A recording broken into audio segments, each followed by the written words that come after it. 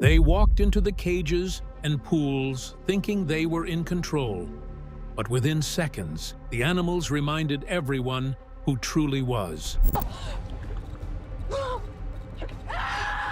A tiger sank its teeth into a trainer's neck.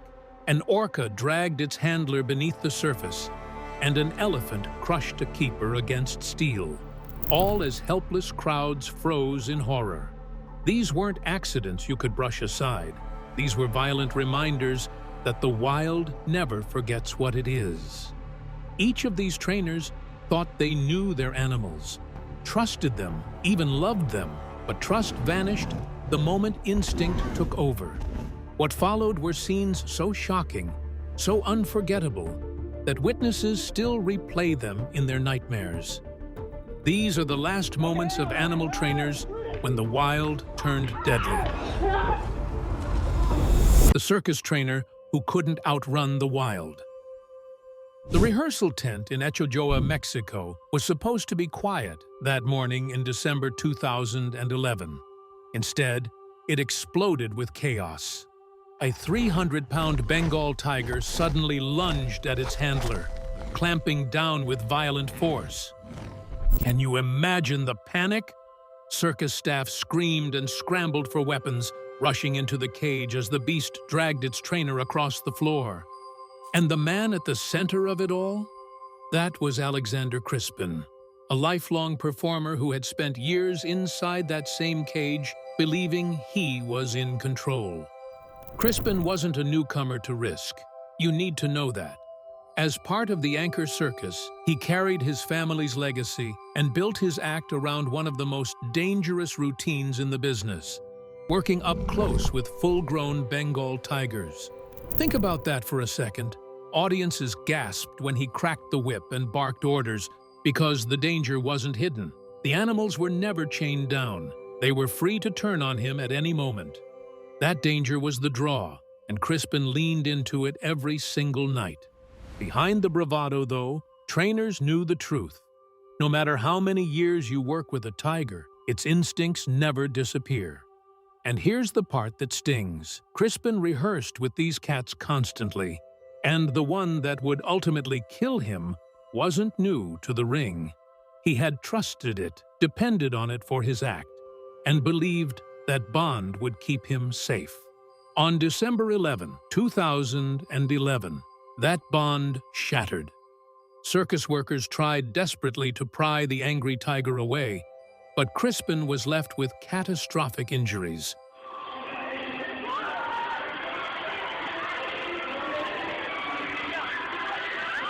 You can picture the scene, spectators screaming, some running for the exits, others frozen in disbelief as the performance turned into sheer terror. Crispin was finally pulled out, loaded into an ambulance, and rushed to the Red Cross Hospital in Huatabampo, Sonora. For a moment, there was hope he might survive. But doctors soon confirmed he died while receiving care as a result of hypovolemic shock from massive blood loss. In the chaos inside the cage, it is presumed that the Bengal tiger was killed by one of Crispin's companions as they fought to save his life. And here is the part that still hurts so badly. This was supposed to be a circus show, a space for awe and entertainment. But it ended in pain and violence. What should have been just another rehearsal became a brutal reminder staring everyone in the face. The wild cannot be controlled, only tolerated, and the moment it decides otherwise, there is no curtain to close.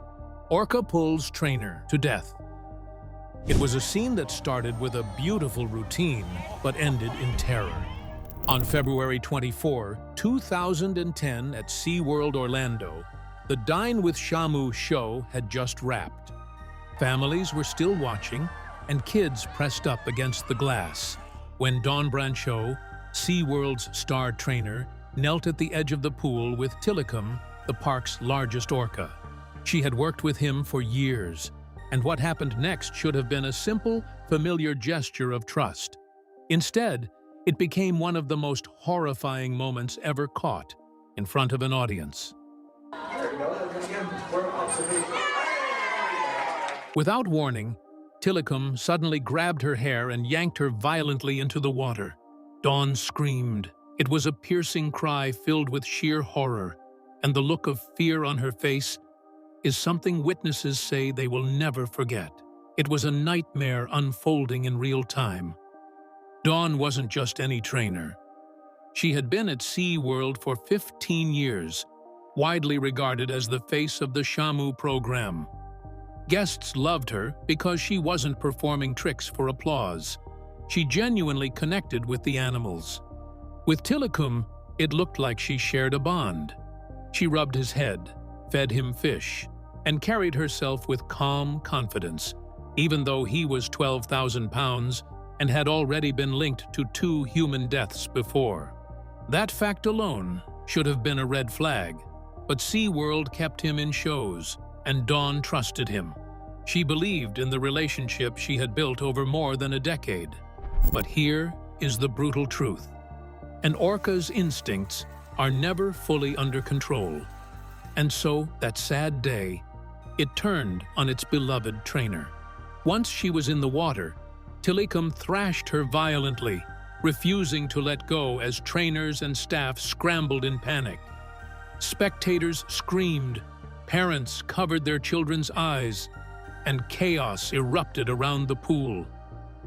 Trainers threw nets, tossed food, and banged on the water. Anything at all to distract the furious orca. For nearly 45 minutes, they fought to get Dawn back. By then, the damage was irreversible. The autopsy results were devastating. Dawn hadn't just drowned. She suffered catastrophic trauma, a severed spinal cord, fractured jaw, broken ribs, dislocated limbs, and her scalp torn from her head. She died during the attack at SeaWorld Orlando itself, with the official cause listed as drowning combined with blunt force trauma. After her death, nothing was the same. SeaWorld immediately banned trainers from entering the water with orcas, and OSHA stepped in to enforce strict safety rules. Dawn's tragedy became central to the documentary Blackfish. When you look into their eyes, you know somebody is home. Sparking an international debate about captivity and the ethics of marine shows. But here's what people close to her stressed. Beyond the lawsuits, beyond the headlines, Dawn was a woman who loved her animals and believed in her work. For 15 years, she trusted Tilikum. On that February day, the trust was shattered. And for everyone watching, it was a chilling reminder that when the wild decides to turn, there is no stopping it. The Christmas rehearsal that ended in blood. The crowd never saw it coming. One second a trainer was in control, the next he was fighting for his life against a 6,000-pound orca. It was Christmas Eve, December 24, 2009, inside Loro Parque in Tenerife, Spain. Trainers were running rehearsals for a holiday show. Nothing unusual, nothing flashy until everything went wrong. In the water with Quito, a 6,600-pound orca, was 29-year-old trainer Alexis Martinez. Seconds later, chaos exploded. Quito slammed into him, dragged him under, and the pool became a scene of violence. Workers rushed to the water's edge, shouting, throwing nets, and pounding on the sides to distract the animal. Imagine standing there, helpless, as a young man was being crushed before your eyes, but the damage was already done. Alexis wasn't a rookie. He had been with Loro Parque since 2004, working with orcas for 5 years. He was known for his calm touch, his steady focus, and his confidence around the whales. Colleagues admired him, and tourists often pointed him out as one of the standout trainers. Quito, though, was never fully predictable. SeaWorld had leased him to the park, and insiders quietly acknowledged his history of erratic, aggressive behavior. Still, Alexis trusted him. Day after day, he built routines with Quito, rehearsing the same synchronized moves, The same dives, the same cues. And here is the hard truth. Alexis believed that Bond was strong enough. It wasn't. Now, here's the part that rips your heart out. Alexis's life wasn't just about his work. Friends later revealed that he had quietly bought a ring. He was ready to propose to the girl he had loved since high school. They were building a future, and she was pregnant with their first child. This man was about to become a husband, about to become a father, and instead, his family got a coffin for Christmas. The attack was brutal. Quito rammed Alexis with his rostrum, crushing his chest and tearing into his body. The autopsy later revealed massive internal bleeding, organ ruptures, and fractures so severe that no one could have survived them. Laurel Parquet first tried to call it an accident, but everyone knew the truth. It was no accident. Quito had turned on the trainer who had trusted him for years. News of Alexis's death spread fast. The show was canceled, the park shut down for 2 days, and questions about safety exploded across Spain and beyond. But for his loved ones, no press release could capture what was really lost. He had stepped into the pool to prepare for a Christmas show. Instead, he never walked out again. The trainer who refused to die. That terrifying morning, what began as a polished SeaWorld show suddenly turned into a 10-minute nightmare. Veteran trainer Ken Peters dove into the water with Kasatka, a 3-ton killer whale he knew well. Seconds later, the crowd gasped. Kasatka clamped onto his foot and yanked Peters to the bottom of the pool. Imagine the horror. Watching a man held underwater for nearly a full minute while colleagues screamed from the sidelines. Peters should have drowned right there. Somehow, he didn't. Ken wasn't new to danger. He had worked with orcas for years and had a reputation for being calm under pressure. But Kasatka was unusually fierce that day. Later, experts would say her calf's calls from another pool had triggered her, pushing maternal instincts into overdrive. In that moment, she wasn't a performer. She was a predator making her own decisions. Peters, however, stayed unnervingly calm. He didn't thrash, he didn't panic. And that composure was the thin line keeping him alive. Kasatka would let him go for just long enough to breathe before slamming him down again. Each time he surfaced, you'd think it was over. Then she grabbed his foot again, dragging him deeper, shaking him violently like a prey. Trainers on deck scrambled, deploying nets, tossing distractions, and quietly ushering the audience out of the stands. The attack went on for more than 10 minutes. Peters's body was battered. Still, he kept his focus. He twisted just enough to slip his foot from her jaws, kicking to keep her from locking on again. Finally, he saw his chance. With trainers blocking Kasatka with a net, Peters scrambled to the pool's edge and pulled himself out. Barely. He was rushed to the hospital, suffering serious injuries but very much alive. And here's the haunting part. Within days, the shows went back on as if nothing had happened. Peters never spoke publicly about the ordeal, but the video later surfaced during investigations into SeaWorld's safety record. Watching it now is chilling. 10 minutes of sheer terror, and one man's survival hinged on staying calm inside the jaws of an aggressive killer whale. Tyke the elephant, the day the circus lost control.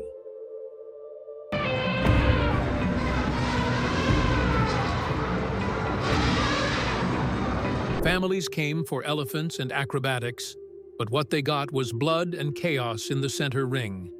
It was August 20, 1994, at the Neil Blaisdell Center in Honolulu, and families had packed the stands expecting a circus spectacle. Instead, they watched horror unfold right before their eyes. In the middle of her act, Tyke, a massive 8,000-pound African elephant, suddenly turned on her handlers. She knocked her groomer, Dallas Beckwith to the ground, leaving him badly injured. Then, in a scene that silenced the crowd, she turned on her trainer, Alan Campbell, crushing him in front of everyone. Tyke wasn't just any circus animal. She had been performing for years, shuttled from one arena to another, and her record wasn't clean. A year earlier, she had escaped during a show in Pennsylvania, tearing through the fairgrounds. In another incident, she caused chaos at a North Dakota fair. These weren't minor slip-ups, they were red flags. But the circus industry kept pushing her back into the spotlight, demanding tricks and obedience, ignoring what was boiling underneath. That day in Honolulu, everything exploded. After trampling her trainer, Tyke stormed out of the arena, smashing through doors and spilling into the city streets. Panic erupted. Cars swerved, pedestrians screamed, and news cameras raced to capture the unbelievable scene of an elephant charging through downtown Honolulu. At one point, she barreled toward a publicist named Steve Hirano, injuring him as she plowed her way forward. Think about the fear on those streets. An animal that size, bleeding, confused, and unstoppable. For 30 minutes, Tyke ran through the Kaka'ako district while police scrambled to contain her. Officers fired warning shots, then live rounds, but she kept moving. Witnesses remember the chaos vividly, sirens blaring, bullets cracking, and an elephant that refused to fall. It took 86 shots before Tyke finally collapsed, her massive body crashing to the pavement. People watched in shock as she lay bleeding out. Her life ended violently in the middle of a city street. The aftermath was immediate. Lawsuits were filed, and the public outrage was undeniable. Tyke's death became a rallying cry against circuses using wild animals. Documentaries like Tyke Elephant Outlaw later revealed the years of horrors she endured and how it all culminated in one catastrophic day. She used to throw the balls and catch batons and ring the bell, and she used to ride a tricycle. They stayed chained up. For the families in the stands and the people on those streets, Tyke's rampage was unforgettable. It was the day the circus lost control, and everyone saw the brutal truth. Wild animals don't belong in chains, and when they break, the cost is unbearable. The tragic shark dive. On February 24, 2008, Austrian lawyer Marcus Groh, 49, climbed aboard the dive vessel named Sheer Water off the coast of Fort Lauderdale, Florida. The destination was open water in the Bahamas, far from shore, where operators promised something few divers ever experience: face-to-face encounters with sharks. There would be no cages, no barriers, just man and predator in the same space. For adventure seekers, this was the ultimate rush. For Groh, it would be his last. The setup was simple but dangerous. Crew members dumped buckets of bloody fish parts known as chum into the sea, creating a swirling frenzy that guaranteed sharks would come in close. The divers would then descend straight into that feeding zone. Think about that for a moment. Dozens of sharks circling, adrenaline surging, and humans deliberately placed right in the middle. It was a recipe for disaster, and critics would later say it was only a matter of time before something went horribly wrong. Groh was an experienced diver, but experience doesn't erase risk. Once underwater, with the visibility murky from blood and fish oils, the line between curiosity and aggression blurred quickly. Suddenly, in the chaos of movement, one shark struck. Witnesses later said it happened fast. Groh's leg was clamped in the predator's jaws, and then the animal was gone. The attack lasted seconds, but the injury was catastrophic. Panic swept through the divers. Some scrambled for the boat, others froze, watching helplessly as Groh was hauled to the surface. On deck, the crew tried desperately to stop the bleeding, but the wound was too severe. The Coast Guard was alerted, and Grow was airlifted to Jackson Memorial Hospital in Miami. The helicopter ride was a race against time, but it wasn't enough. Marcus Grow bled out and was pronounced dead shortly after arrival.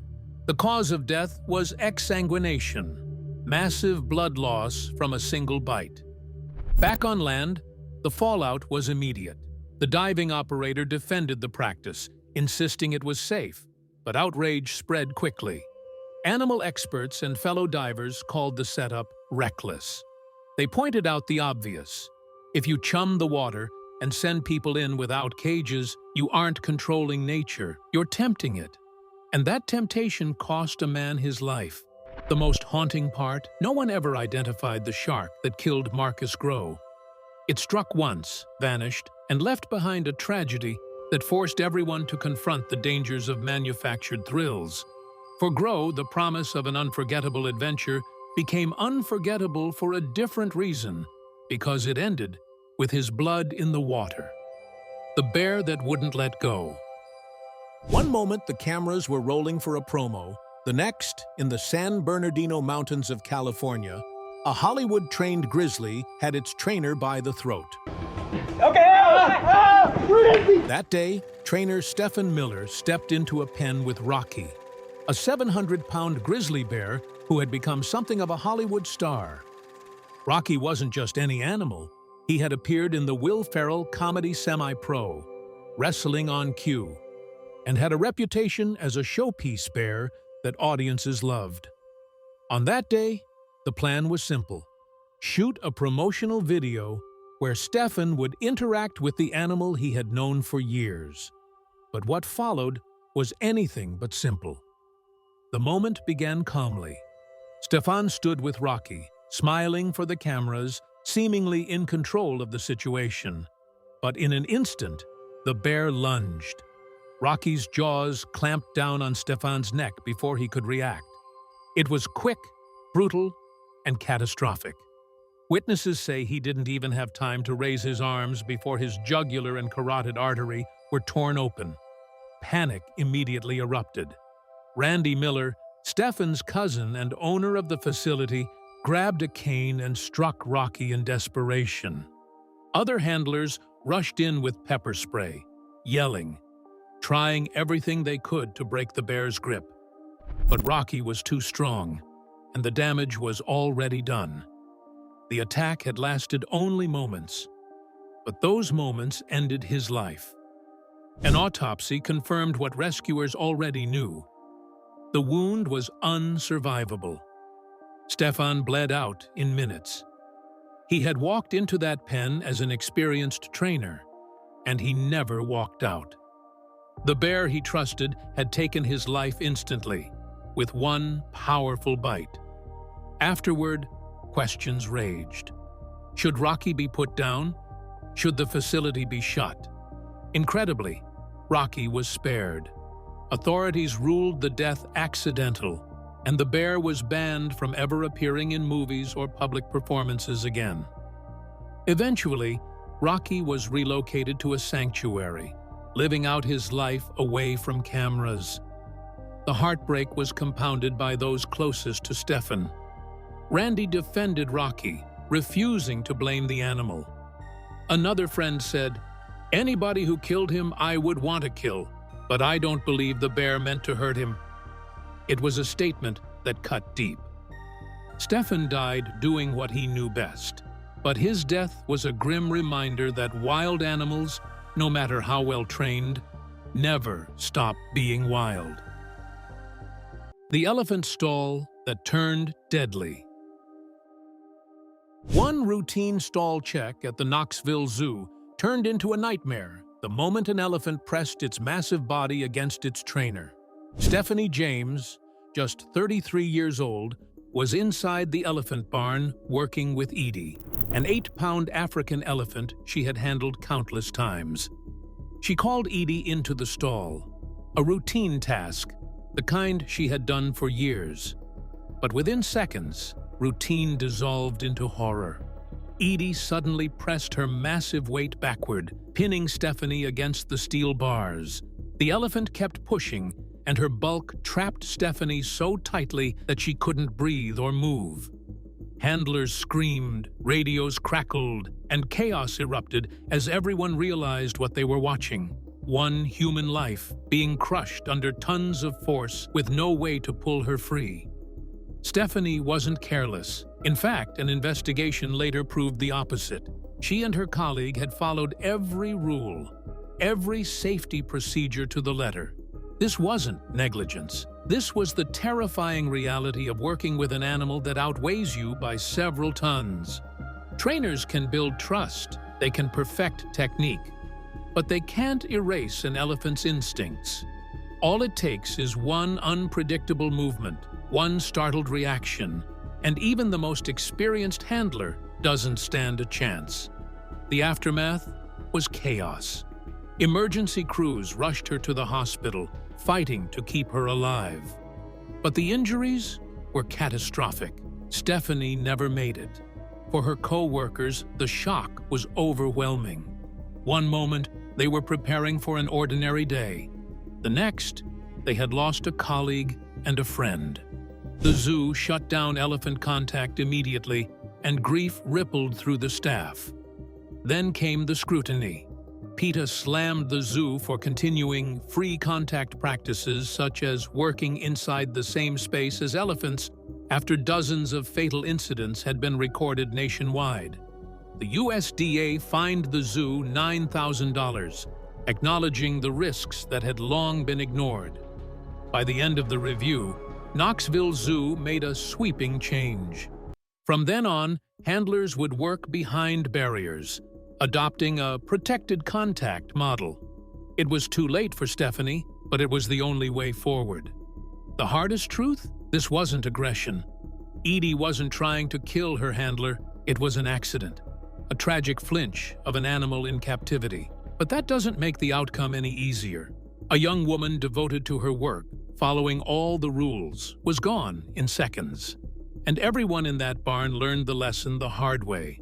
When you step into a cage or stall with an animal that size, you are never really in control. What do you think about these animal attacks? Feel free to share your thoughts with us in the comments section. Want more videos like this? Then subscribe to the channel for more eye-opening stories. Thank you so much for staying with us till the end. See you in the next video.